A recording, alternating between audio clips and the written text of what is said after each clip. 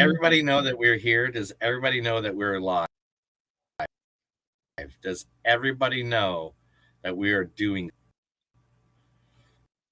like you have to? Are you pulling up the we picture are right now? just Usually, you have the well right proofing. now this is what happened, guys. Live before I was done because Chris jumped in early, and usually I do all the stuff without Chris being here. So now I'm just Sorry. behind on things.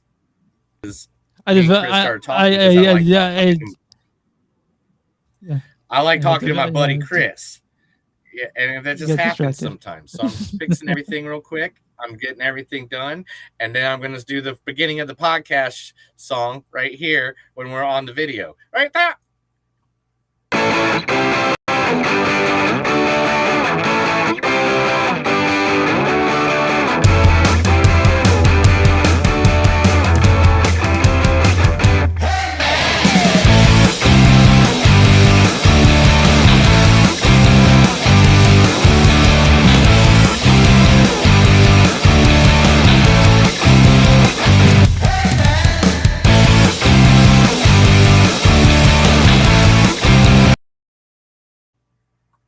Oh my gosh, Chris. How you doing today? Yeah, I'm doing all right, man. It's Thursday. I'm glad to be talking. It's been over a week since we talked last, so I'm ready to do this. I'm ready to talk. Just so you guys know, the next couple episodes will be Panic Fest episodes.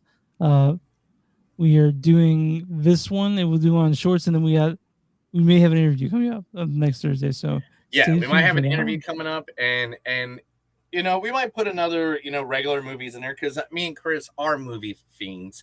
So Yeah. I'm guessing Chris has been to the movies to see other movies besides just Panic Fest. Right, but we'll talk about those when we get back. Like when those Panic Fest episodes are done. I mean, because now it's all about Panic Fest, people. Yeah. It's just Yeah. about just Panic Fest right now and getting stuff. Like, I mean, right now we're not even recording the podcast. This is just the video, and so it's like, I mean, I already saw Super Mario. I went and seen that like the day it came out. Did you Oh, go you see saw it? Super Mario? No, I did not. I was busy at Panic Fest. Oh my god, dude. That's a good one. That's a good one. We'd have a good conversation about that. There's another movie I went and saw the other day too. I feel like I know I was just in Virginia Beach on like Sunday, and I feel like it's already been 4.5 months.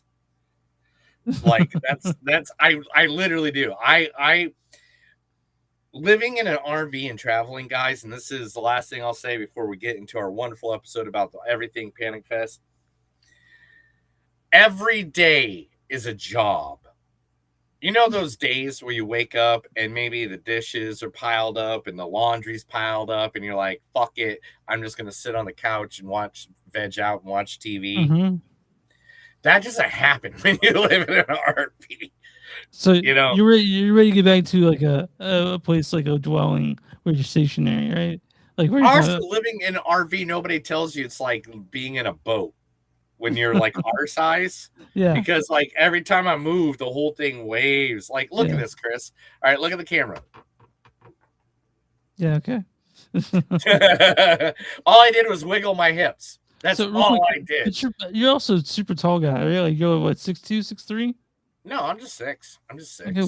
You're just I'm so short that when I hug you, I feel like I'm hugging my dad because my head's like in your chest or whatever. So it's like, yeah, I'm not.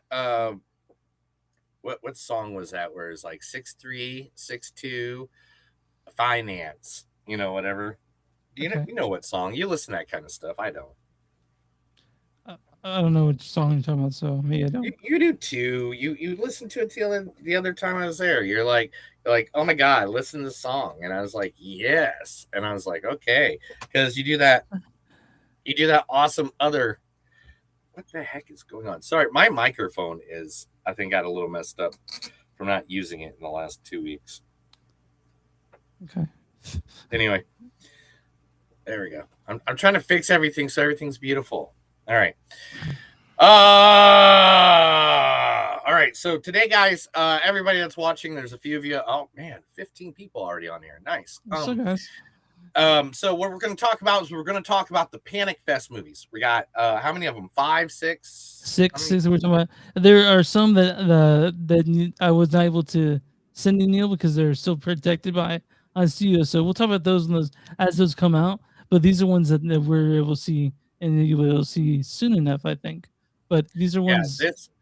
Yeah. So for all you guys, if you've watched our show over the many years that we have now been doing this, like 17 years we've been on this on the podcasting, this is going to be this is the Panic Fest. This is what we live for. This is the time of year. This is like Christmas to us movie podcasters. It's time to, you know what?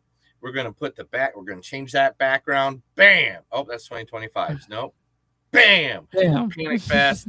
We're ready. We're getting going. We're ready to go. Chris has got it. So Chris has got it set up for us. He's got some good intros for us today, and then we're just going to get into it like we normally do. So no news segment. Oh, 1 second. No new segment today, guys. Just us talking hardcore, awesome movies. Hardcore movies. Here we go. And here we go. Hello, I'm Charlie Robb, and welcome to Movies That Don't Suck and Some That Do.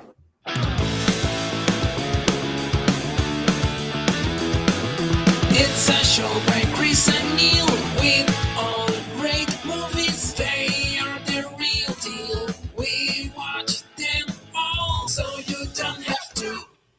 It's movies that don't suck and some that do. Panic Fest edition. Yes, welcome. Look, ladies and gentlemen, boys and girls, listeners of all ages, welcome to a new episode of Movies Don't Suck and Some Do. My name's Neil. And I'm Chris.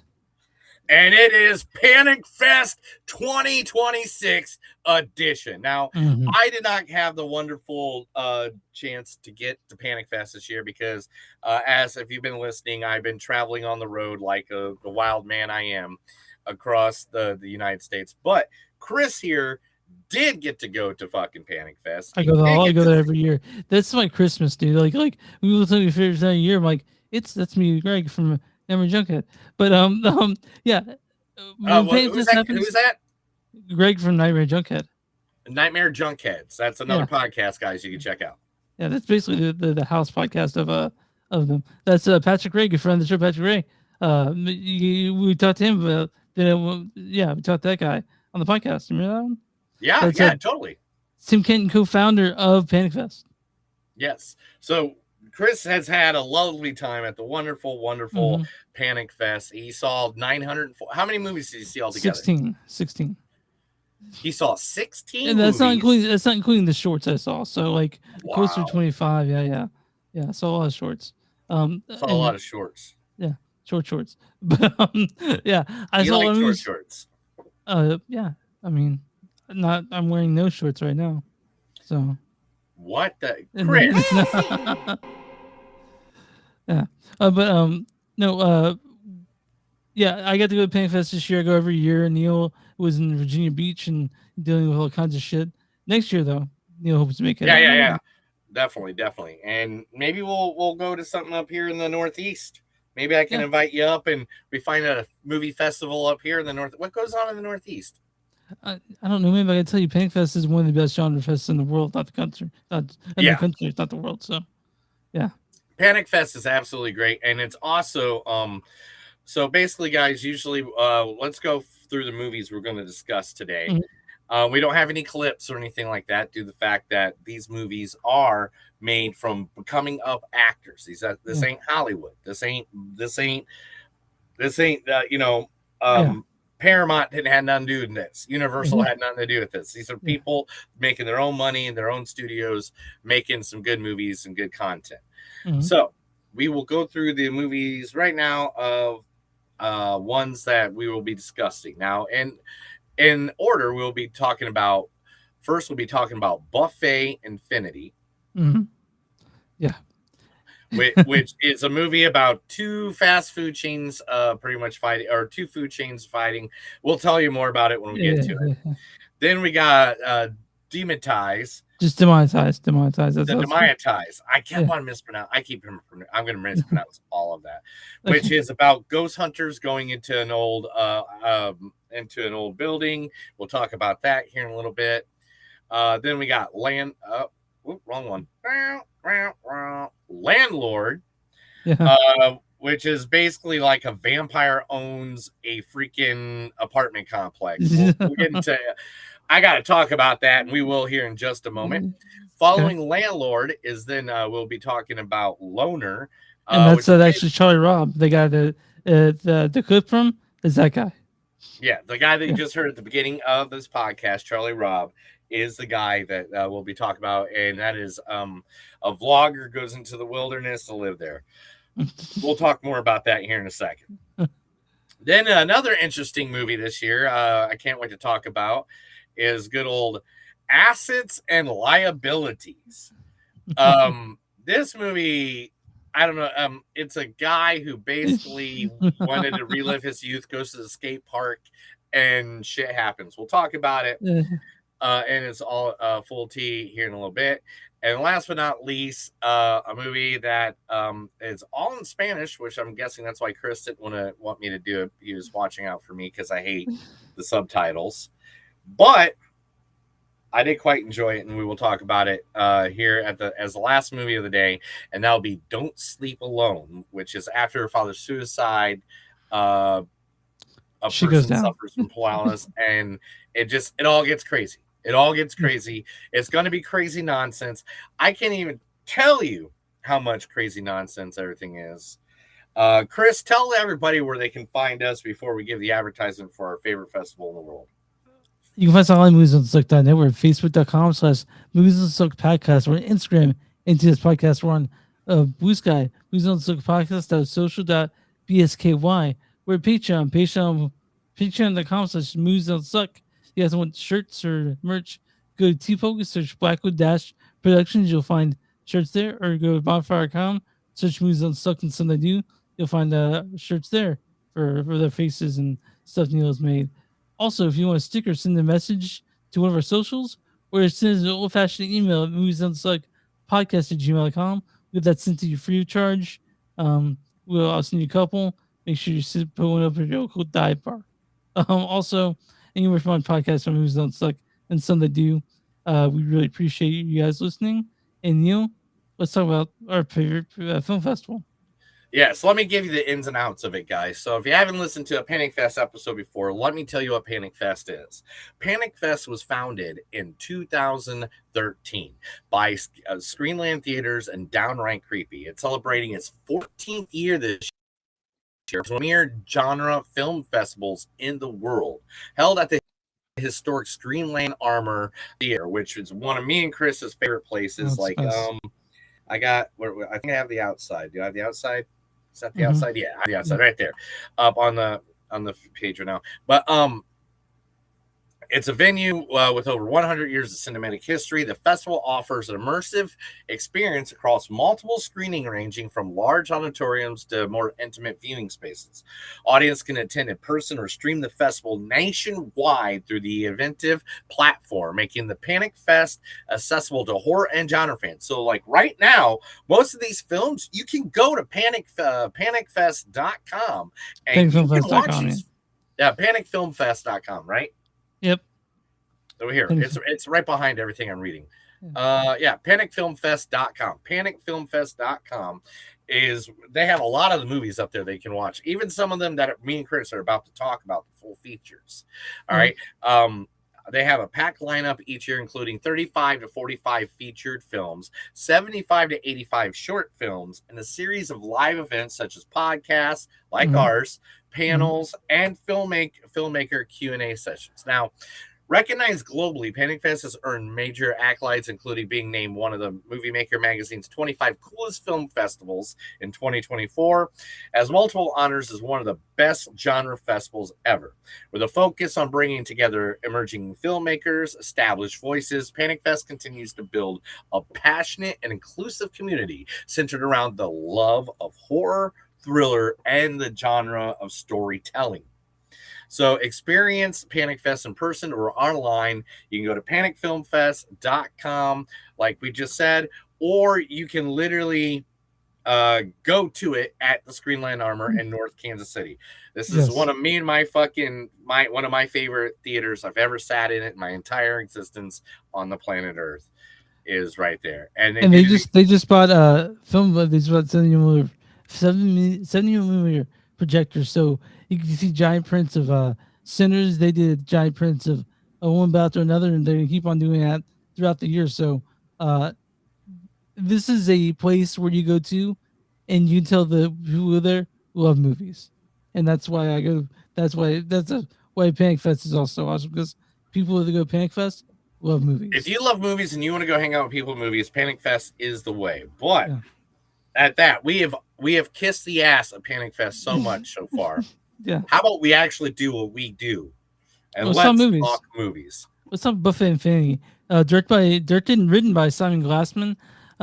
Cast includes Kevin Singh, Claire Theobald, Donovan Workin. Neil, what's read the storyline for Buffet Infinity? I knew you were going to say that before I had it up. Anyway, picking from hundreds of hours of original low-budget TV ads, Glassman tells this sinister tale of two restaurants battling it out in the town of West Ridge County. So, this is what I'd call experimental film, for sure.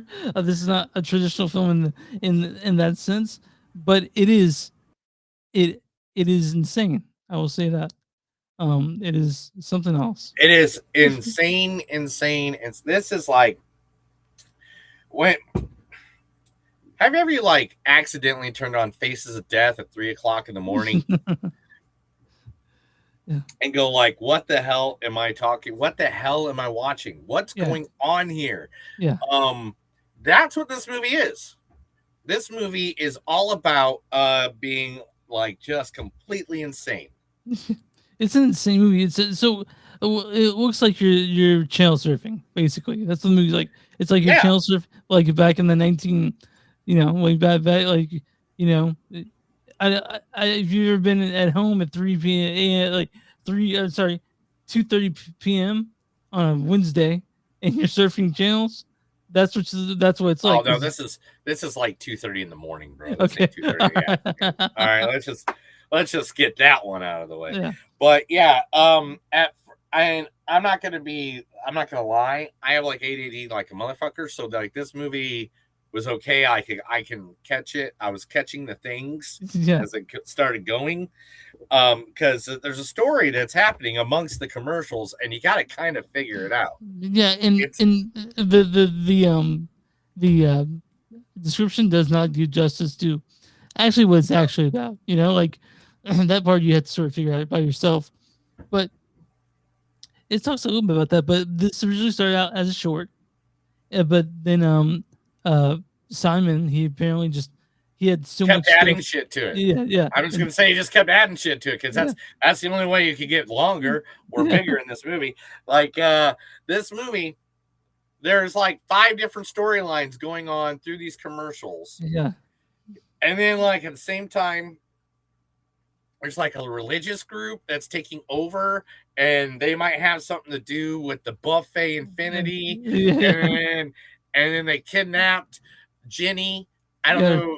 You'll know who Jenny is when you talk about, or somebody kidnapped Jenny and Jenny died, or Jenny's not alive, or Jenny is alive. And then Jenny's an alien and she's not an alien. I don't know what the fuck was going on in this fucking movie. I do want to say I want to go to that pawn shop, by the way.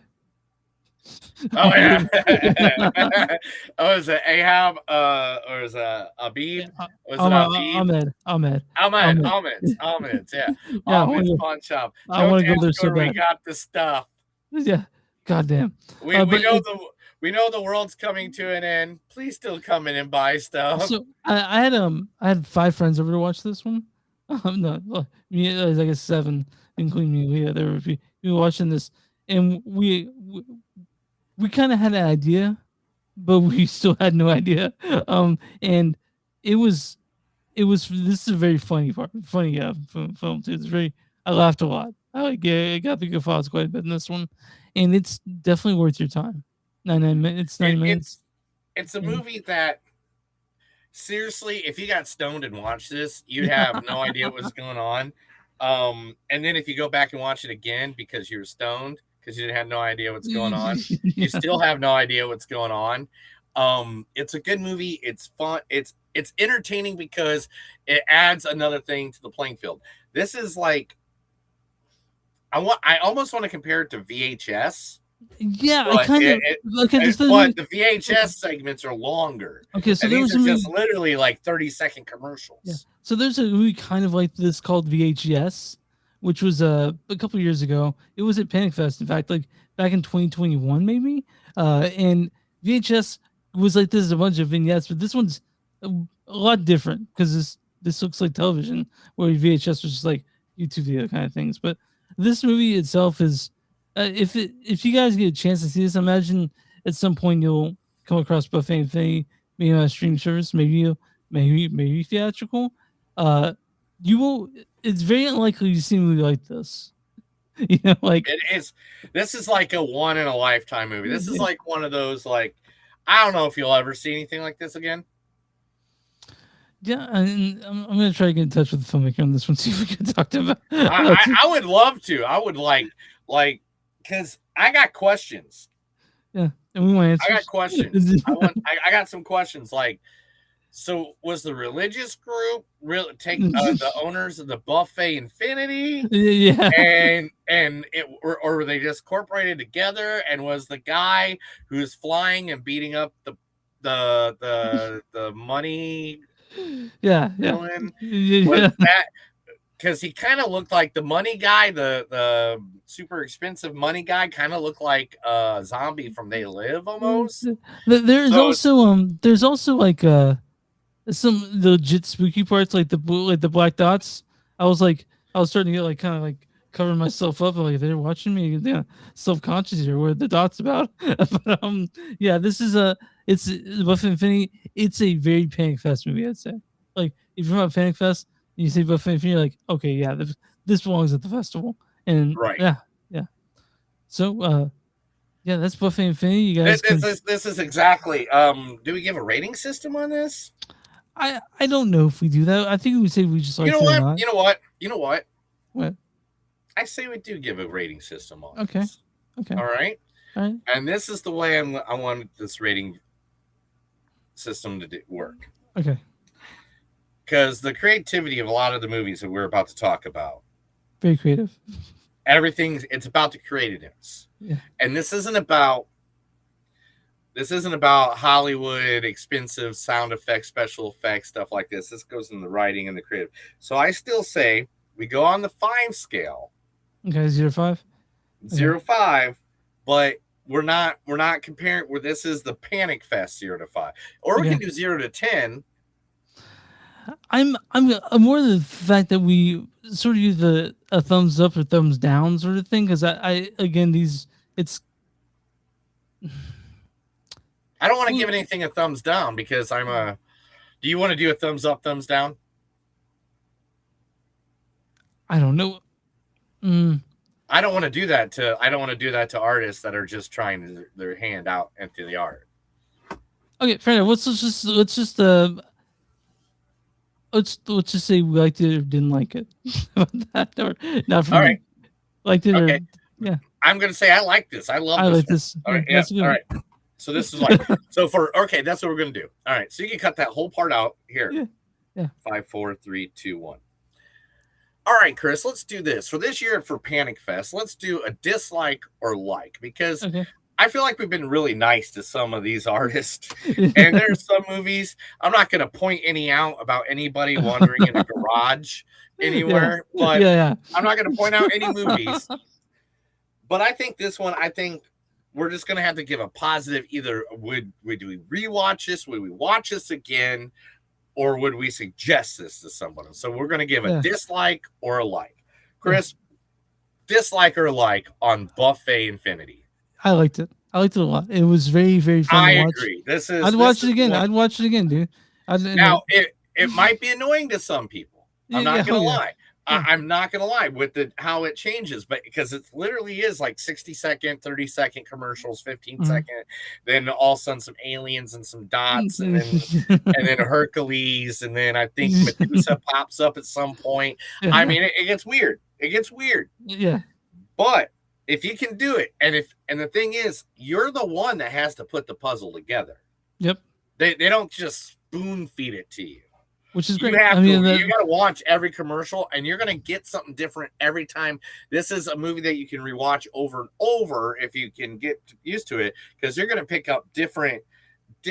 I would love to talk to the guy who created this. I'll try to get in touch with you. See what happens. What's his name? Simon Glassman. Simon Glassman. If you popped in, because there's 23 of you guys watching right now. If you're around here, Mr. Simon Glassman, hit us up in the chat. Hit us up anywhere.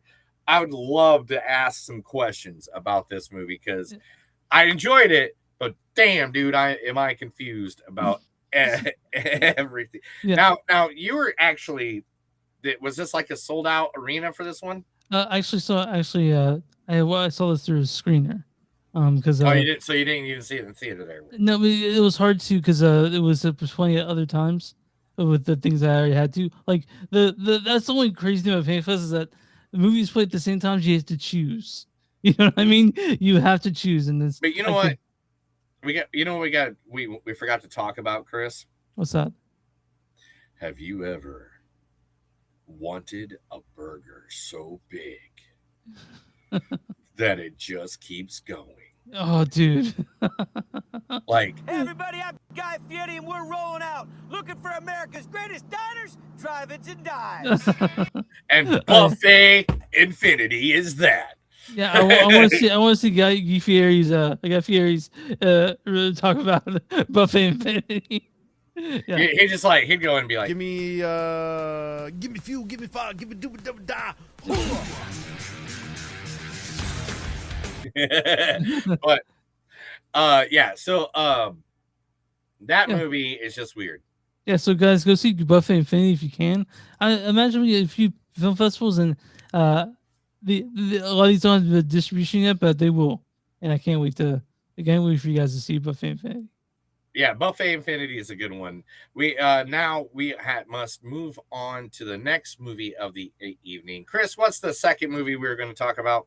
We're talking Demonetized. Demonetized was written and directed by Alexander Boyd Watson, written by Jeanine Hogan, Alexander Boyd Watson. This stars Doug Jones, Matthew Harry, Ricardo, Kimia Befornia, which if you guys don't know Kimia, she was in she is a member of Dropout. You guys remember what Dropout is? And Dropout's like, you guys check it out. And so also stars Jeanine Hogan. Neil, let's read the storyline for Demonetized. And out-of-work television ghost hunters discover the key to getting their jobs back and proving ghosts are real is by working with the last group of people anyone would expect: social media stars. Oh my god! Oh my god! Neil, why don't you go ahead and start this one, because I started the last one. Oh, really? Yeah. I'll start it like this. It was like 90 likes, and then it was like 500 likes, and then it was 10,000 likes. Yeah. Yeah. So all right. Go ahead. That's not how I started. Anyway, let's talk about. Now, what's the name of this movie? Demonetized. Demonetized. Yeah. All right. I keep on messing it up, guys. I have a thing. If you watch the podcast, you know. Anyway, or listen to the podcast, you know. What the fuck, man? It was like, you know what it reminded me of? You know what it reminded me of? What's that? Halloween with Busta Rhymes in it. I thought this thing was so fucking funny. Yeah, it was funny, but that's what it reminded me of, because it was like, you know, he gets. Sorry about that. I was unpopping mini. Anyway, it reminded me of the Busta Rhymes Halloween. Yeah. Where he gets everybody in the house and he's filming everything, and he's even fake Michael Myers and all that shit. And then it got really weird. And one, I'm happy that Abe from Hellboy got a job. But this, I laughed, but at the same point, It was so sad. Well, You know what I mean? What's sad? I mean, there were some sad parts of this, but what saddened you is talking about the general film. So I found this so fucking funny and fun. I wanted to give everybody a hug. I mean, everyone made it. All right. So there is a guy in the movie. I can't remember his name right now, but there's a guy in the movie. He literally just got like 2 chunks taken out of his leg and his arm. Okay, And then all of a sudden he's like, "Hey, this is the watch from da da da da da. My heart rate's working perfect. This is great. And if you put my special code in right now, you will get a free wristband. Da da da da da. Click. I'm in so much pain." Well, like, so, Neil, that was part of this. This is. I mean, to me, it was very funny. This movie was very funny. It was very funny. It was very funny. Yeah. It was just the fact that it was you know, those kids didn't deserve that. Some didn't. I mean, but I will say I had a lot of time. Well, I had a lot of fun watching this one. This was in a packed audience, so the whole audience being there was great, and of course the Q&A afterwards. And with the packed for those world premiere at Panic Fest, like world premiere. Yeah. So it was an enthusiastic crowd, and so I had a really great time watching this, and I can't wait to talk to Alex and Janine and Tim about. Yeah, we'll be talking to the cast of this movie next week. But yeah, like it is a real fun movie. Like it is each character was different, even though they're all social media stars or whatever. So they're based on real social media stars. You can kind of tell if you're into who they're based on. Doug Jones, man, that guy. Who's Doug Jones based off of? Yeah, but the only like internet social media people that I know is like iShowSpeed, Beast, Logan Paul, yeah, Ray William Johnson. Okay. Do you know any other social media? Not by heart, but I've seen these type of dudes over there before. Like especially Chris used to be these guys. He used to have like Chris used to have like a massive mullet. I don't know if I had a mullet. And it floated in the air, and he had like hair bands on. He'd be like, "Yeah, make sure to drink Monster energy drinks, man, and eat delicious." He's like, "What's up, bitches? Just a prank, bro. Just a prank, bro." Yeah. And so, yeah, guys. He was like, "Yeah, internet ready."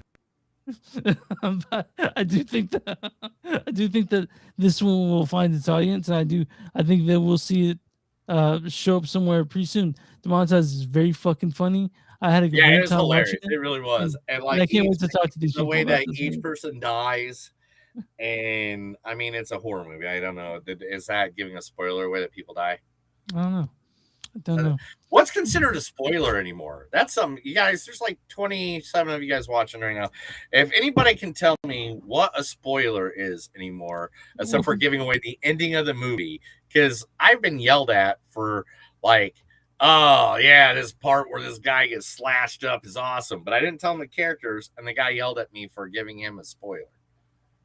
Yeah, it's hard to know anymore. Yes, man. Like because people get pissed about lots of stuff, and we don't know how to help them. So but each one of them, there's a good scenes of that. So basically, there's these ghost hunters. You get all these social media people in there that didn't have a job, that aren't good at their job, and basically one of them doesn't even want to work there anymore. And this whole movie is just all these social media people trying to make some money. I think they get paid $100,000 or something like that. Yeah, they can make it through the whole night without getting out. And the ghost people, they think like ghost hunters or like paranormal state. These people that are sort of And they even mentioned one of the social media guys in the movie actually mentions. Mentions ghost hunters, and he's like, "I hate those guys. It's my competition." You know, like, yeah. But so this one's funny. That the murder scenes are pretty cool. The fakeness Is that what I'm saying? And basically the story behind what the story is, what it's about. I mean, you can't go wrong with this one. This is pretty good. It's a fun movie, and I think it'll find its audience, and I can't wait to talk to them next week about this movie. That'll be next Thursday, and we also got we'll have at least 3 episodes out before the 31st, and everything else after that will just be bonus stuff. But this is Demonetized. This is going to be probably playing at more festivals, and if we see anything about this, going to a streaming service will let you know when we come across it. If not, just keep your eyes out for Demonetized. Spelled Demon, Etize. So, and also, and that's why I can't get it. Yeah. But yeah, I mean, basically, the social media people walk in, they look around the house, and they're like, "I'm in danger." Yeah. And that's it. So I guess I get the thumbs up on this one. Yeah, I liked it a lot. I actually really like this one. I think it was great. This one's a really good one. This one was fun. It makes fun of something that's a major problem, the social media stuff, which is funny because today, while I was cleaning up and doing dishes and stuff like that, I've been rewatching Orville again in the background because that's just like a fun show to watch. Yeah. And at the episode where the whole planet was based off of ups and downs. Oh, gotcha. On people was on, and I was like, man, this planet's almost there, bro. We're almost there. But Demonetized has a lot, and it's sort of satirization of social media influencers. But I found this super fun, and with a enthusiastic audience, that was the best part about it. And they chose PanicFest as the place to world premiere it, so that was great too. So, yeah, it's a fun movie. Look forward to it, guys. By any means, it's a movie you need to check out. It was fun. It was a really fun movie. All right, Chris, let's move on to the next movie of the day. The next movie of the Panic Fest festival that you watched, that you sent to me and said, Neil, you must watch this because the world depends on it, is none other than Landlord. Yeah, directed and written by Remington Smith. This stars Adama Abramson, Cohen Cooper, and William McKinney. Neil, what's the storyline for Landlord? If vampires can't come into your home without an invitation, what happens if they own your housing? When a black bounty hunter moves into a rundown apartment complex, she finds herself forced to protect an orphan boy from the white vampire landlord. Combining Andrew Arnold's neo-realistic aesthetics with John Carpenter's dreadful atmospherics, Landlord is a new take on vampires. So, this one. What? Whoa! So this one. There are things about this I really appreciate. One, I thought it was shot beautifully. I thought there's beautiful shots in this one. Right. I do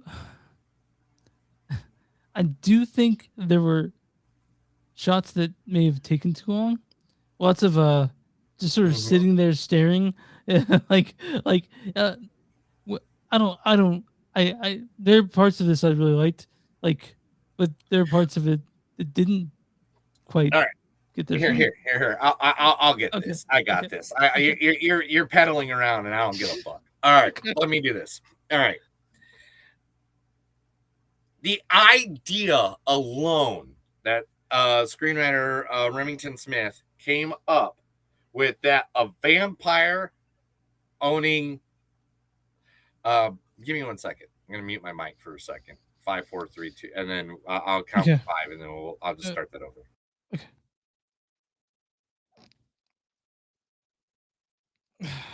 I don't know where Neil's at. He disappeared. Maybe he's going to pee. Maybe he's going to vomit. Who knows? But he's back. Okay, he's back. You're muted. I know, I'm muted. Nothing. I'll tell you later. Anyway,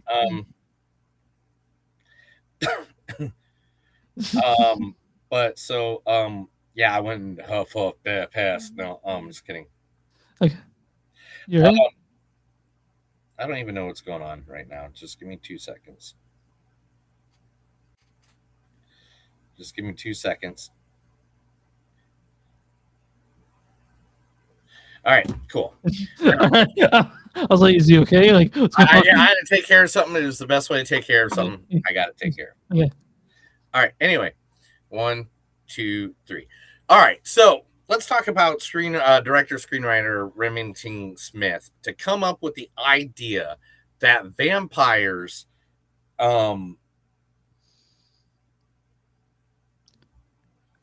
vampires are. One second. I'm going to go ahead and take care of something before it becomes a problem. Okay. Yeah. I'll talk a little bit about Landlord. So I liked how it was shot.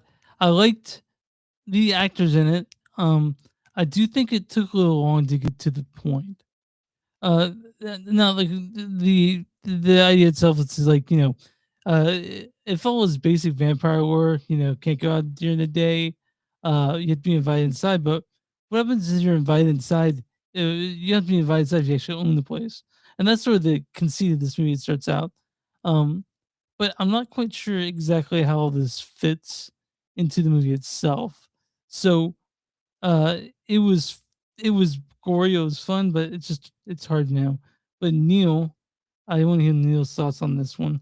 I think you can hear me while he's doing what he's got to do right now. Okay, sorry about all that. All right, so do you want to go from there, or do you want me to just jump in? Jump in. Okay, so the idea that Remington Smith came up with a vampire being a landlord is like literally the smartest fucking thing I've ever heard of. Like, I never even thought about that. Yeah, vampire's a landlord. Of course, you can walk right in there. Yeah, hey, man. Yeah. And that's amazing. That's like a great, smart idea. Now, what you said earlier, and I totally agree with, though. I think there was scenes in this that literally was just like, it was just way too long. It's just like they were just shots that were, it was just like, and I get maybe trying to fill time or space, or I don't know, dread, or even build dread, but there's hard to build dread when you not quite sure what's going on. Yeah. You're not at a point yet where dread needs to be a thing. Yeah. And I get like what happens later and all that, but I don't know, man. There are parts of this movie that did just kind of drag on, and I don't mean to be a dick about it, and I'm not trying to be. It's just it did. It just felt like there were some scenes in it that I'm just kind of like waiting. I wanted to like this more. I really did. Yes. It was like waiting at the post office, but you're about to pick up a gift that you really want. You know what I'm saying? Like you're waiting at the post office. It's midday. There's like 20 people in front of you, and it's like something happens, and you're like, haha, you kind of laugh, but then now you just dread back standing in line, and nothing should ever make me feel like that. That I am like waiting and waiting and waiting and waiting and waiting and waiting and waiting. But I will say that. But the things I did, what things you did like about Neil? You can get that, right? That's what I was about to say. Yeah. Now, if the pacing was different, the rest of it's awesome. Mm-hmm. The story's great. Bounty hunter finds a kid was with the bounty hunter. Like, the storyline's awesome. Yeah. I get the story. The David Bowie guy, great. The vampire guy that's on the cover right here. The whatever his name is. Yeah. Who played the vampire in the movie. Yeah. I swear at first I thought he was like a copy of David Bowie. Yeah. I thought he was going to start singing Magic Dance to me. I was like, Dance magic. Yeah, I'm down, David Bowie. Let's Changes. dance. Yeah, changes are yeah. I mean, like when he went into that apartment and he looked him like right in the eyes and said, I got my money, bitch. I'm not sure that was a different movie. I think no. And then he goes, I put you on the street. and then there's that other part where he just looks at him right in the eye. Yeah. You know, and he just wanted them to pay the damn rent. The rent's too damn high. But I still love that guy. Yeah, rest in peace. I think he's gone. Rest in peace. Oh, that's sad. Yeah, no. Would it make our podcast he had a great mustache. Like his mustache was amazing, and I think more people should have his mustache. But Villain Ward, it's got some parts I do like about it, but Emotional damage. yeah, I wanted to like it more.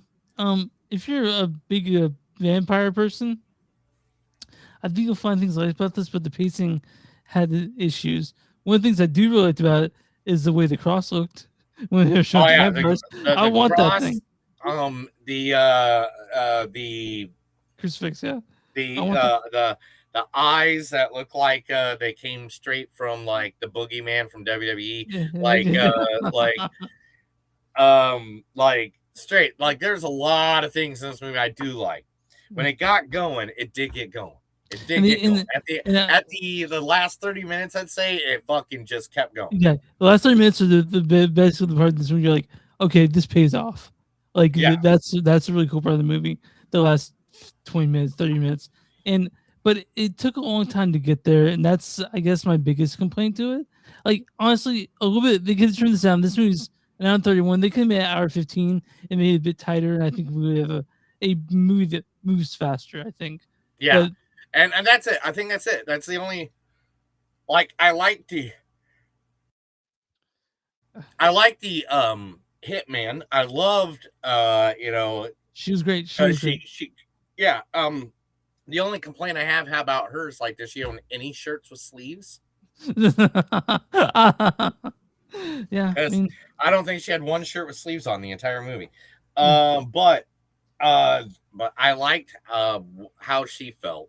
She felt stone cold. She felt like not emotional, and I felt it, and I felt that.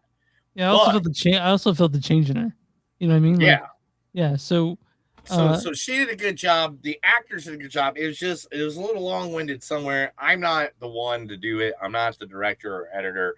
I'm just saying that's my only problem with it.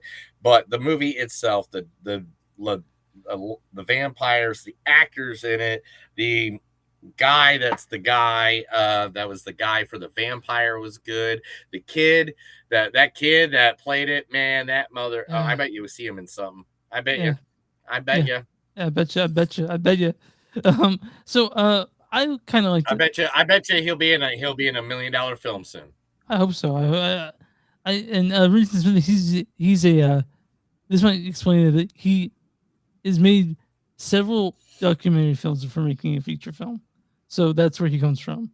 So that might have something to do with the pacing. I don't know, but I kind of like this movie. Kind of like it. Yeah. I'm still gonna, at the end of the day, I still give this a thumbs up. Okay.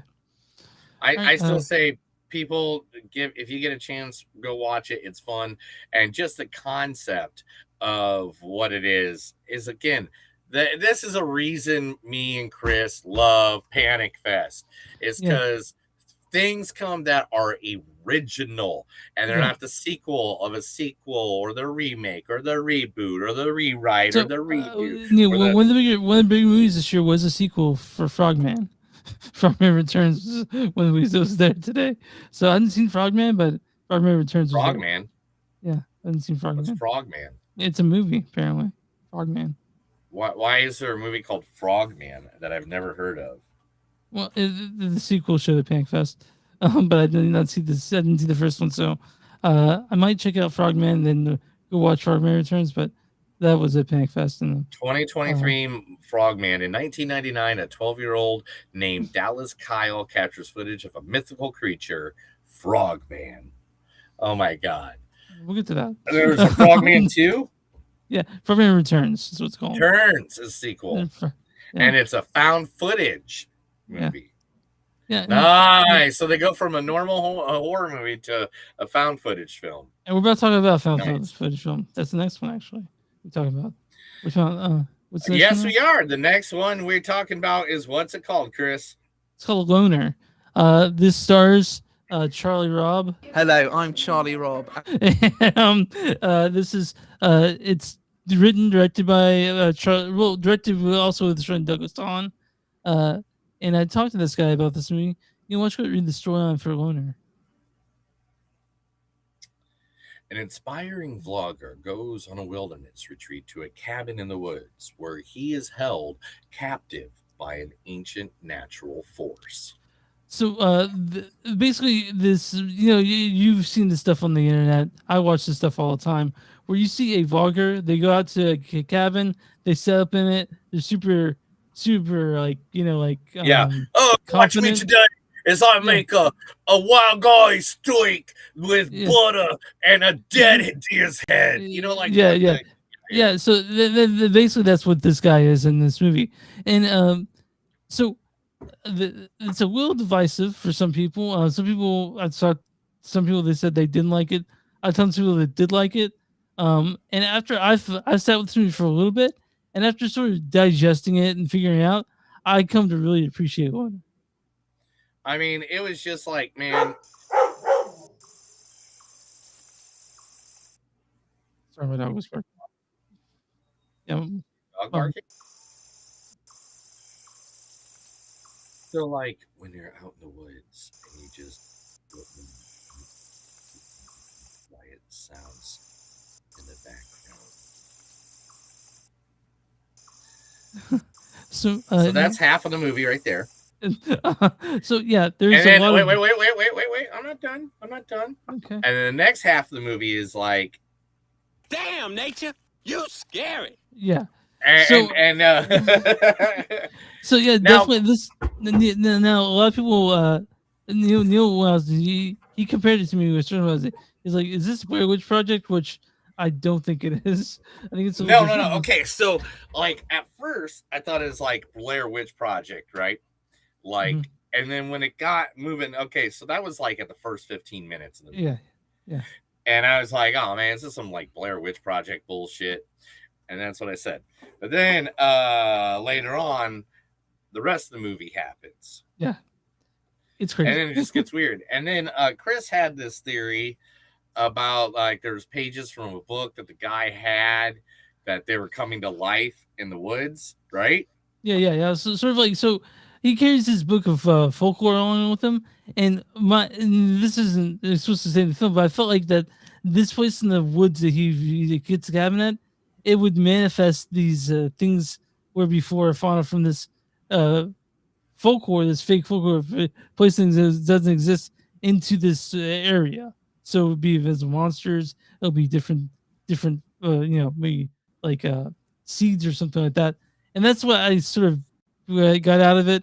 I talked to Charlie. He wouldn't exactly say that about this, but he definitely it was definitely a interesting movie, and I really think it comes together. Like, you see this super confident dude basically be destroyed by the end of this movie, and that was sort of and there's he's out there, he's like, I've got this, guys, I fucking got this, and by the end of it he's like, no, I don't. And like one of the best scenes is near sort of the end. I'm not gonna, but you sort of I'm gonna say there's a scene at the end where you sort of like you understand how fucked up you got, like you sort of see that, and it was heartbreaking, really. Like it changed to this. It really dealt with this thing, and I really enjoyed this movie. And this is the thing. This is the thing. Chris has an interpretation of the movie. Mm-hmm. Now, my interpretation is that the guy was just out in the wilderness and went mentally insane, and he did it all to himself. Yeah, that's good. That's my theory. Your theory is something different, and my theory was that. But that's the cool thing about this movie. But that's what I'm trying to say. That's what I'm trying to put the point across. This is a movie that 10 people can go in this movie together watching this movie, and as long as you're not talking during the film, and at the end you guys all have the conversation, what the fuck did I just watch? Yeah. You guys will all have different interpretations of this film. Yeah, and I definitely recommend Lunar. I just the more I sat with this movie, the more I came to really appreciate it. Because at first I was kind of like, what is this? And sort of thought about it. I went back to some scenes in the movie, like, oh, okay. So this is the only thing. This is a piece of information I just need for myself in life. Okay. Did he rent the place, or did he have someone build it? No, it was a company that offers a wilderness escape. Okay, because I think I missed it. I don't know if I was not into it yet, or I was still walking around, because I watched this on the screener at my house, at my RV, guys. Yeah. And I was like, so why is there a brand new? Because it's brand spanking new. It looks like the house you can buy from Amazon. Yeah. Yeah. And then so I saw you looked at those, by the way. I'm kind of like, that's kind of cool. Right, like the shipping container hose. Well, I mean, I saw. Did you see the one? There's some video I saw where somebody bought one, and it was like a shipping container. Yeah, and they didn't know it folded out more. Yeah. I was like, that's pretty dope, actually. But I was like, yeah. But I was also sort of thinking about what's AC's situation like in that. You know what I mean? Like, I don't know, but oh yeah, you don't know any of that stuff. You don't know any. Yeah. Yeah, this is one of those movies that I think just did its job. It was exactly it. Not only it was writing in a mysterious way that at first, I got that whole Blair Witch Project vibe, but then after that, it was kind of like, no, there's more to this. This is and it's found footage, right? Yeah, because he's recording it, so it's a found footage film. And I don't know, it just had a kind of different eerie feeling, a different sensation than most of them. And I really enjoyed this one. I was by the end of it, I was like, okay. Yeah. Also, Charlie gave me his email address. He would be happy to come on the show, so I'm gonna get with him on that one. So we have Charlie on the show at some point. Just to talk. He was like, man. At one point he looked right in the camera and he was like, this portion of the podcast brought to you by Fleshlight. Fleshlight, go fuck yourself. He was like that, and then he was like, when I said hi, he goes, "Hello, I'm Charlie Robb." So, this is one of those movies that definitely should you should check it out. It is, I give it like, if we give it 2 thumbs up, I would. This is a good one. So I want to tell you how I approached this guy. So I'd watched the screener of the morning before I actually aired at Panic Fest, and I was outside at Panic Fest getting some fresh air, drinking a soda. Because he doesn't drink alcohol and he doesn't smoke. He's not cool like me, guys. I don't smoke tobacco at all. But I sat there and he was on his phone, and I'm like, I looked at this guy, I'm like, he looks familiar. Is this Charlie Robb? He was the guy in Loner. So I looked at my phone and I looked at him and I looked at my phone. He's on the phone, a different phone. And I look at him and I'm trying to like, okay, I'm gonna try to hear him talk. If the English accent's that guy.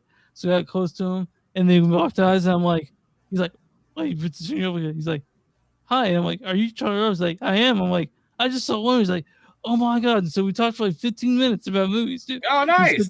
He's such a cool guy. I love that you're putting yourself out there more, man. I appreciate that, knowing you. Yeah. Because if you want a quick story, guys, me and Chris went to a music show like 10 years ago now. Yeah. And Chris is like, that's my favorite musician. I was like, well, he's literally 2 feet away from us. Yeah. And I'm like, go say hi.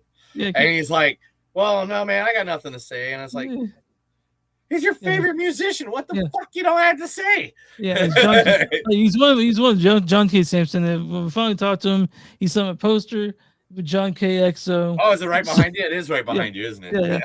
Yeah. So awesome. Neil got me to talk to John K. Sampson, and I love that guy. That's why Chris loves me, guys, because I help him break the walls down. Yeah, and we did that a lot. PanFest that happened a lot last time too. We mixed a lot with people. Oh yeah, wait till next year. Wait till next year.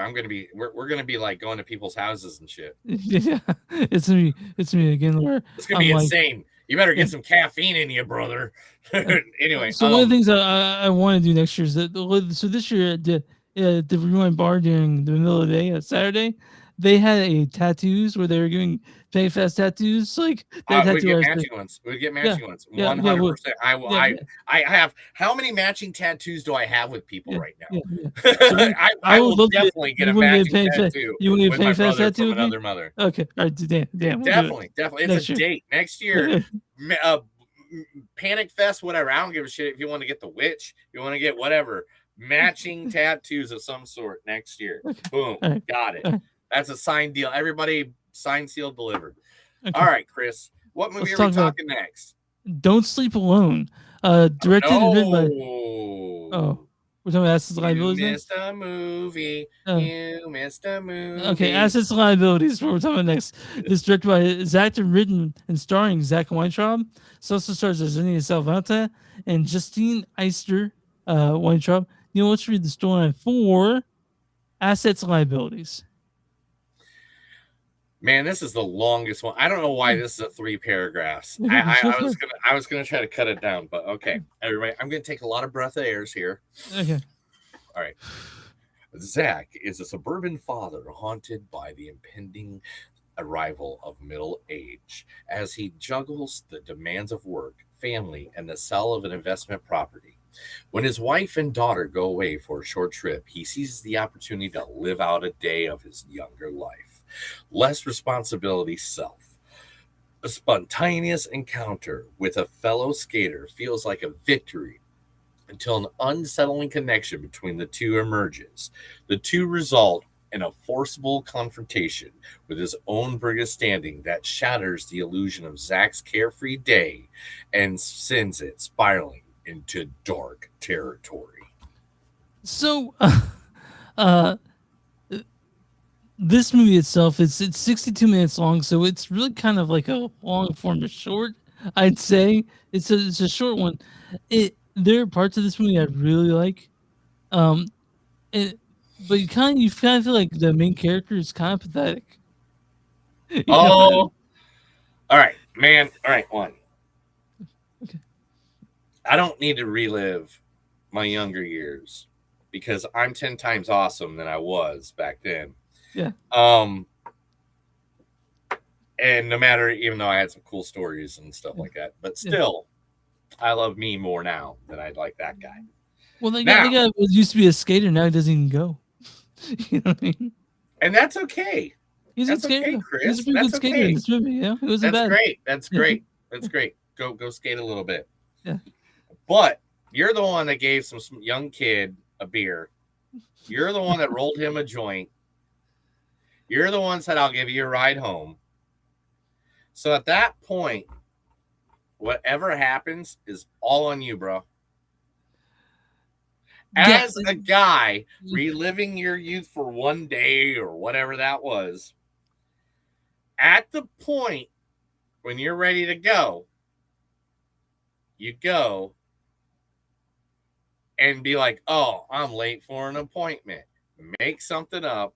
Yeah, don't take a young kid back to his house and then go in there. You're making it seem like you fucked him and you didn't do that.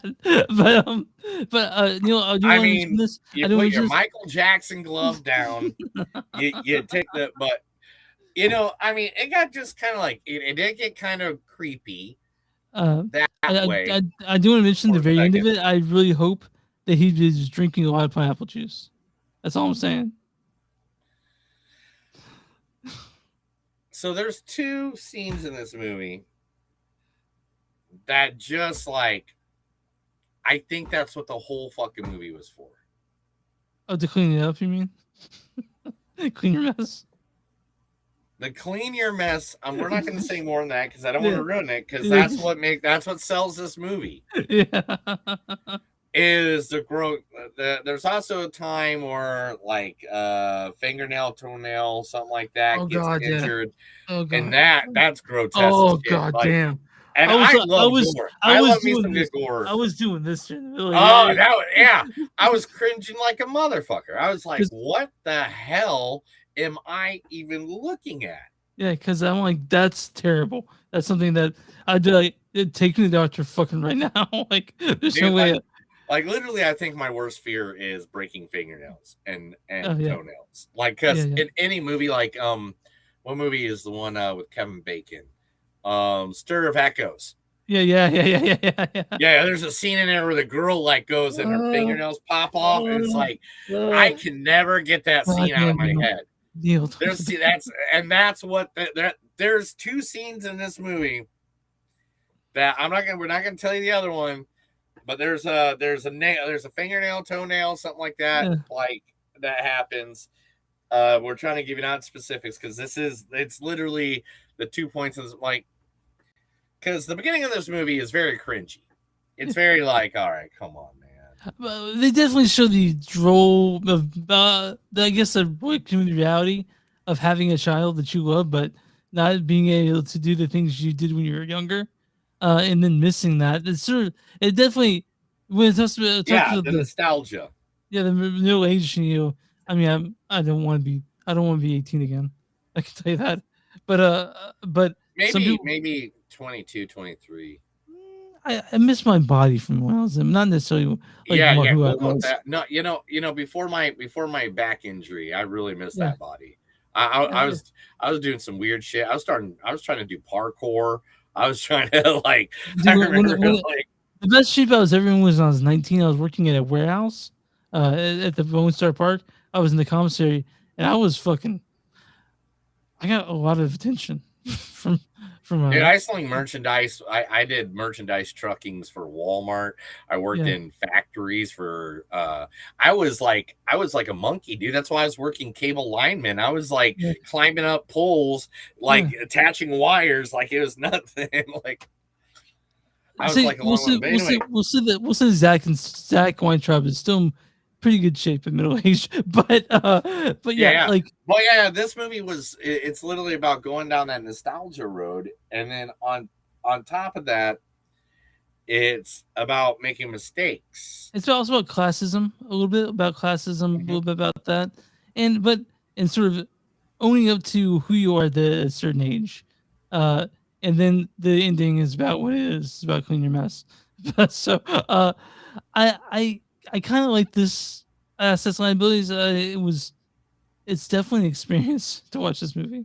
You there? Yeah, it's an experience. It is man, it's one of those movies. This is a movie I wish I was at Panic Fest. Yeah. I looked for this guy. He's supposed to be there. I didn't see him though.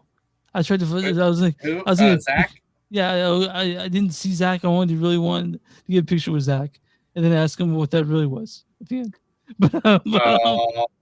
We don't need to talk about any of that because we don't learn anything. Okay. But anyway, so yeah, this is definitely 2 thumbs up from each one of us. I don't know where you'd see this because it's not going to go to a theater.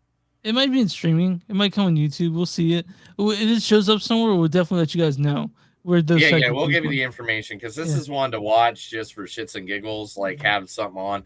I mean, it's an hour long, so basically have a buddy there, and or a friend, and you're just like, let's watch something stupid. Yeah. I mean, it's stupid, not. But I don't mean stupid. Like it gets to a point where it kind of is like, I don't know, man. I want to mention that all the other movies we talked about, pretty low budget. All these other movies we talked about, they're all these movies have been low budget, haven't they? Well, we're talking about Don't Sleep Alone, and that team does. Don't Sleep Alone is the next one, and that is the final one that we're going to be talking about today, guys. Don't Sleep Alone, Chris. Directed by Talo Silveria. Stars Augustina Benavides, Daniel Arozos, Paula Brasca, and Nacho Perez Cortez. The guy that talked to the director was at the end of it. Picture me in the picture director in that trench coat. Yeah, you have a picture of that. That's the director. Wait! What? You got a picture of you in a trench coat? Is that it? No. The director in the trench coat. Keep going. Is that it? No, keep going. No. All right, is that it? No, No, yeah, that's that him. it? That's him. That was him. But That was there's him? another picture. Yeah, That right keep there? going. Keep going. Oh, there's one with him in a trench coat. Well, Give me a second. get Okay, maybe. it's kind of hard. They're really tiny on my computer. Okay, me, I didn't see that picture. But keep going. Keep You going. might have sent me the picture. Just give me a second. I'm going through 'em. I'm going through 'em. Okay. Oh, look. You know why? You know I downloaded that picture, Chris. Because Spider-Man looks good with a beard. Not only that, but I sat in that exact same seat. Oh yeah, we did. We did, didn't we? Yeah. Yeah. Is EJ Bowen? Here, give me a second. I'm going through them. Okay. No. I don't think it's it here, Chris. Uh, Oh wait. No. I didn't upload it. Okay, it's fine. I don't think I did. But Yep. That's me, Bo Webb. Yep. No. Okay, so it's this one right here, right? That's him. No, go back one more. That's Patrick Ray. Okay, which one? This one? Go back one. Yeah. So that's Tylo. You missed it. Oh, okay, that's the one. Okay. That's the guy that directed it, and he's super nice. He talked a little bit after this movie was made. But yeah, Don't Sleep Alone. Neil, what's your the storyline for Don't Sleep Alone? After her father's suicide, Sammy begins to suffer from sleep paralysis, unleashing a terrifying presence and a secret buried inside her home. So this is in Spanish. This is in South America, I think. Oh, damn it. Okay, one second. I hate to say this, but I had the perfect sound effect for the last movie. Okay. And I never used it. I got to do it once. Yo, do a kickflip! Yo, do a kickflip! Okay. Anyway. Go ahead. So this movie, it takes a little bit to get going, but once you get to know the characters, you sort of really kind of learn to like it. You know what I mean? Like this one. To be honest, I really liked it a lot. Yeah. I mean, it takes time to do it, but as soon as it gets going, you're in. You're in. You want to know what the fuck is going on. It's confusing in parts.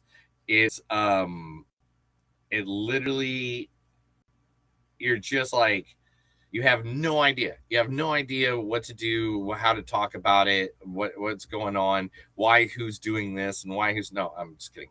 It's a family that's really, they all hate each other for some reason, and then like the reason why they all hate each other comes out as they talk. And I feel like the more they're dealing with their personal situation, the stronger the entities get, and that's my best way to say.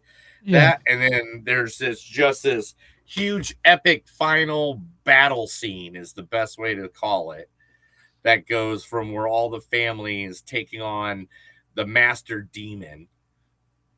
I guess so. Like is that like the best way of saying it without ruining it? I guess so. I want to mention that this has some legit spooky parts to it. Like there's some parts in there you're like, that's horrifying. Like not only that, but the writing of the story of the characters, their stories, like that's like, man, that's fucked up. I can't believe he did that. like there's some stuff like you're like, damn. Yeah, and there's also parts like when they sort of bond together, like when the uncle shows up and says some outlandish shit. Like, and there's nods to Nightmare on Elm Street in this one. There's nods to straight up Hereditary in this one. They use the same contacts lenses that the vampire had in Landlord, which is the same contacts lenses that the Boogeyman in WWE used. Same contacts that Kane from WWE used. The same contacts that I think Ron Perlman used. It's Hellboy. It's like the same, the yellow with the red and the. But this one, out of all the ones, it's shot really well. It's got legit spookiness in this one. It looks like there's a lot of money behind it, but apparently this was made for 500,000, I think he said. Which is 500,000 is what I saw. And then that's impressive what they got out of the $500,000. Yeah. No, this one, it has a good. It's in Spanish, so it's subtitles.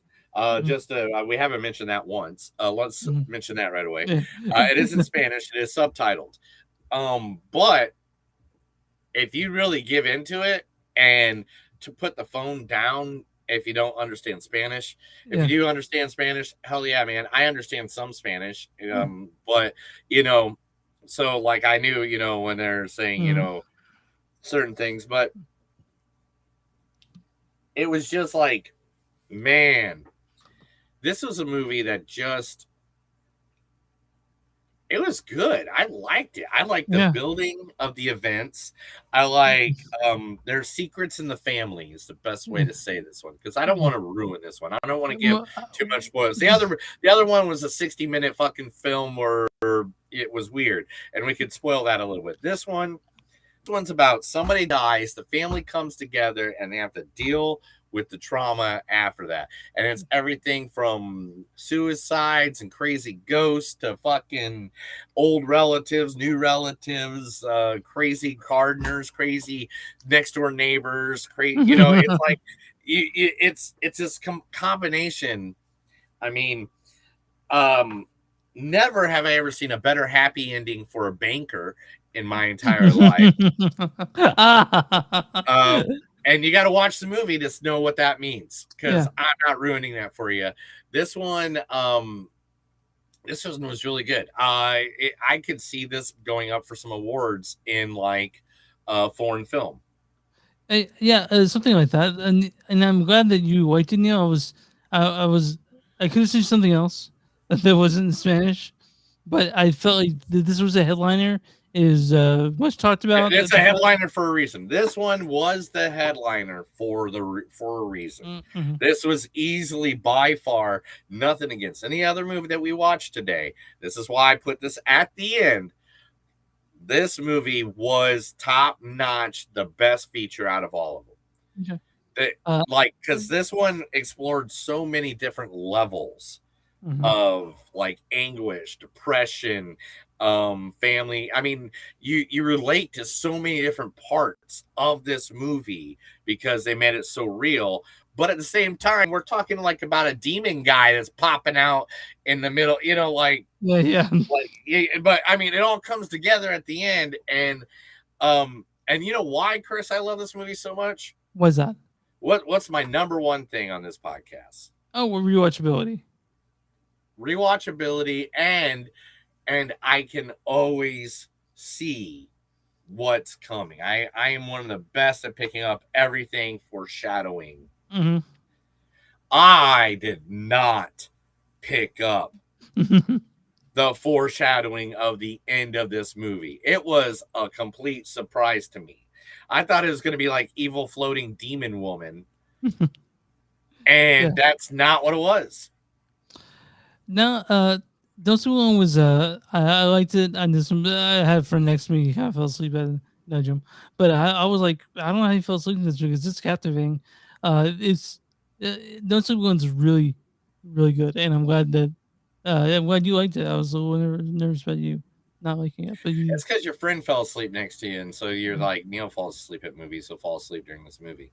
You didn't fall asleep, didn't. I know you didn't. But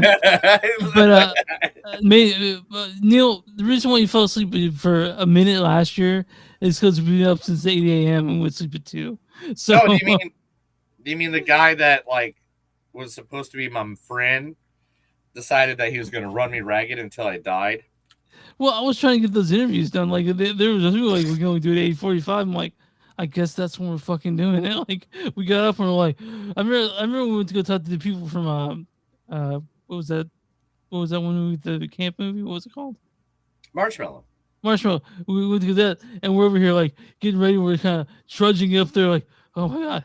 And then we get there, and we talked to the director Daniel, who's awesome. Daniel Guataria. Yeah, he is awesome. He's a good dude. I still talk to him now. I still I message him every now and then when he posts something about something. Yeah, we'll talk in the messages. He's a good guy. Yeah, that was a fun interview. It's just that it was just like we're the first ones of it. Remember, we left, and some guys like, "You warm up for me?" We're like, "Yeah," because we we were switching out interviews. Yeah, yeah, man. These were some movies at PankFest, and just a taste. Next year, if you guys are in Kansas City or even travel here, Panic Fest is the best genre fest in this region, this country, maybe possibly one of the best in the world. And I love Panic Fest. It's my favorite. Panic Fest is I mean, this is the reason we Panic Fest is one of the reasons we do this podcast, and it's not because we want money from them or they don't give us. Don't believe me, they don't even give me a free shirt. Can't even give me a fucking free shirt, dude. Yeah. Anyway, we're going to pay for shirt. Sure, yeah, we paid for these. Anyway, but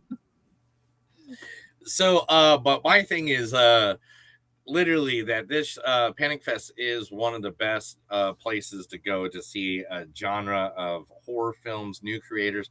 If you just want to if you're like us and you're like movie buffs, because me and Chris, that's how this started. This is how this podcast started. This is how any of that starts, because we just have an insatiable love for watching things, and me and him pick up things that a lot of people don't pick up in general views. But if you have a love for movies whatsoever, please, next year, it'll be in April. It'll be the weekend before WrestleMania, because it is every fucking year. I don't know why they do that to me. Yeah. But next year, WrestleMania is in Saudi Arabia, so I'm not going to WrestleMania. Yeah.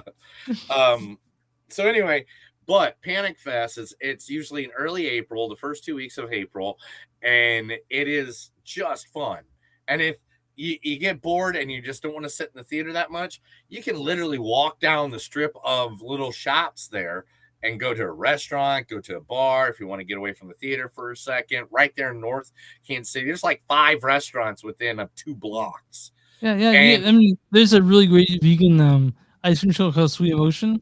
I went there like 3 times. So I mean, like, there's nice little places around there, so it's like a good little. Or if you want to take a break, go around the back to the Rewind Bar. Go downstairs and get a drink at the Rewind Bar and play a little bit of GoldenEye. Or Mario Kart. If you just want to get away from there's an opportunity there, and that's what makes it awesome. So if you're a geek or a movie nerd like me and Chris, like seriously, and you want to talk to other geeks, like half of them don't want to talk to any. Like we're all like half of them are introverts. Half of them don't want to talk. But if you just say one thing, you guys are just going to start talking, or do a shot of Jameson and just go for it. You know. Be like courage, and then I think you're a bachelor. I think it was the after party where Neil did Dracula. Yeah. And I had what at that point I had 4 hours sleep. My throat was completely gone. Yeah, Neil was worried about the podcast. But I threw back a couple of shots and 2 beers, and I was like, "Yeah, I'm singing Dracula, brother." Yeah, because the next morning we talked to people from Duba. Which I still say that all the time. Duba Duba. I still say that. Yeah, and that's actually you just find it online now. It's you search for it on your Roku or whatever. Duba Duba is available to watch. Duba Duba, great movie, man. I think we're just badgering it this time. We talked all the good movies. That's all the feature links of this year's Panic Fest 2026. Well, we talked about 6 of them. They're over 35. So what's that? Yeah, they're over 30. So like. The headliners. I saw Hokum last night. We'll talk about that when that comes out in June. I saw Obsession, which Obsession and Hokum are 2 movies that we know that we are going to be talking about in the future that lined at Panic Fest. Chris, was it packed? Was it more people than it was last year? Obsession and Hokum were so full; they were sold out, like in that big theater. And no, I mean the Armor, Screenland Armor. It was packed. Was it more packed than last year? Yeah, I think so. Damn. So it was a lot of people. Saturday was super packed. Friday was super packed. I mean, Sunday. I didn't have to drive from Virginia Beach to freaking New Jersey. I would have loved to have been there. Well, and so just real quick, you're about to find a house in Philadelphia, which is awesome. Yeah, dude. Right? I got the green hair, so if any guys in Philly, I mean, there are a bunch of people still watching. So I got the green hair, so go. I'm a Colts fan still, but yeah, I know. But I'm So I did literally dye my hair green from the first time I went to Philly. Yeah, just tell people that when you get a house and you're signing paperwork, just say "Go Eagles." That's how you get the discount on the loan. That's how you get the discount from the banker. Yeah. All right, guys. So that's this episode for this week. We're gonna be talking more Panic Fest coming up. Next week got interviews with Demonizer. We're gonna talk shorts, I think, or demonetizing shorts. We're demonetizing. We'll do shorts, and I think that will be that'll be next week's episode on here. Chris is gonna edit it. Chris is gonna edit these different ways. For your visual or listening while we're live. We'll be interviewing the cast from Demonetized. And then we will be doing the shorts from the Panic Fest 2025, which when I get back from WrestleMania, that's basically that I figure that's going to be my life. Yeah, for that week at least. And then I'm gonna reach out to Charlie, Rob, and Sunglass and see if we can get them on at some point in the months from now, maybe. But we'll talk to them because you know what I want. What I want. I want the guys that run Panic Fest. You want Tim and Adam again? Okay. Yeah. We did them many years ago, didn't we? Yeah, we talked to Tim. Well, we didn't talk to Adam, but we can try to talk to Adam and Tim. You want to talk to them? Let's see if we can get them talking about that. I wouldn't mind just doing a Zoom call and just doing whatever and just having a good 30-minute conversation. Okay. Because I want to see how they're feeling. They're going to go to their 15th year. So this will be a good way we can talk to them about the 14th year and what they're big. Because it's the 15th anniversary next year of Panic Fest. How they going to do it? I don't know what they're going to do, man. I don't know how they're going to top what they do. I don't know, but I'm going to be there butt naked doing shots. Yeah. General. No, I'm not going to be butt naked, guys. I don't. Nudity's not a thing for me. Yeah, because Neil will get kicked out of Panic Fest and it just wouldn't happen again. Yeah. All right, Chris, go ahead and tell everybody where they can find us. You can find us online with Don't.net. We're at Facebook.com/podcast. We're on Instagram at MTS Podcast. We're on Blue Sky, Podcast.social.bsky. We're at Patreon at patreon.com/MoviesDon'tSuck. Go to Tipo, search Blackwood Dash Productions. You'll find us along with stuff that Neil made. Or go to Bonfire.com, search Movies That Don't Suck and some that do. You'll find us there. If you're watching us on YouTube, you can subscribe. If you're watching on Facebook or follow wherever you're listening to us, whether it be, Amazon. Add us, notification, subscription. Just do it all. Do it all. And Neil, what would your small business? If you got a small business, let us know. Email us, text us, talk to us, anything that you can to get to us, and we'll be more than happy to promote your business right here. Use your friends, your moms, your second cousin that you kind of don't like, but you want to help them out so they'll stop asking for money. Whoever, just let us know, give us their information. We'll be more than happy to promote them right here on Movies Don't Suck and some that do to our millions of listeners and thousands of followers right here. I have no idea what's gonna. All right, that's another episode of Movies Don't Suck and Some Do. My name's Neil. I'm Chris. Guys, remember, no matter how hard you try in life, no matter if the landlord kicks you out, or if you go skateboarding and you meet your young boy, or if you go hang out and just want to have a good time at a good old funeral, you get kicked out of a house. Remember, families come first, unless you're a cannibal and you want to eat them. Good night. On the Panic Fest.